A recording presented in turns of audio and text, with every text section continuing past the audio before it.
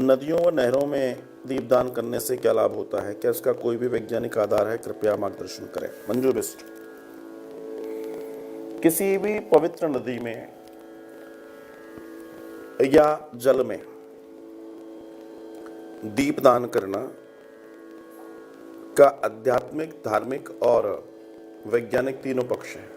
तीनों कैसे? हमारे को धार्मिक पक्ष तो ये बताया गया है कि जो जल है वो परमात्मा का स्वरूप है,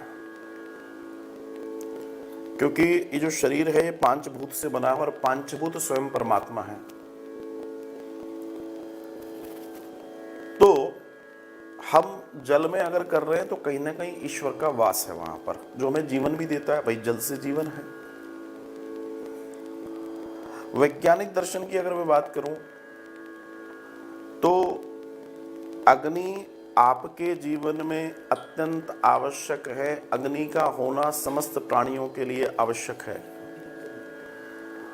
बिना अग्नि के आपके जीवन में कुछ भी नहीं है, ध्यान रखिएगा। और परम आवश्यक है।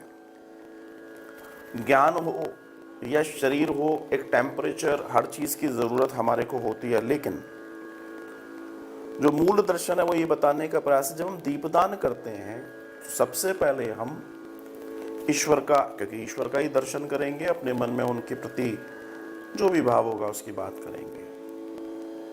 तो वो जो ऊर्जा होती है, एक तरफ अग्नि है, एक तरफ जल है। एक तरफ अग्नि है, एक तरफ जल है। हमें बहुत ज्यादा अग्नि की जरूरत नहीं है और बहुत ज्यादा जल मीन्स जल ही जल हो जाए तो भी दिक्कत होगी। तो उसको समताप करने का एक दर्शन दीपदान है। ज्यादातर लोग जब दीपदान करते हैं तो नदी के किनारे, नदी, तालाब आदि के किनारे ही करते हैं। हम लोग भी करते हैं, यमुना जी में करते हैं, खूब करते हैं।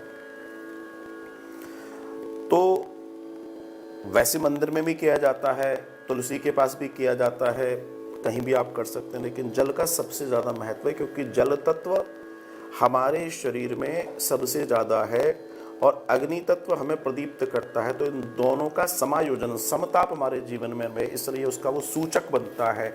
और जब आप किसी नदी, किसी नहर, किसी तालाब के किनारे जाते हैं तो उसका जो वाइड एरिया है, जो विस्तार है उस जल तत्व का, वहाँ जो विस्तार है और उस विस्तार का जो ऑरा है, उसका जो ओज है, सत है या फिर उसकी ऊर्जा है, वो हम समाहित करने का प्रयास करते हैं अपने अंदर।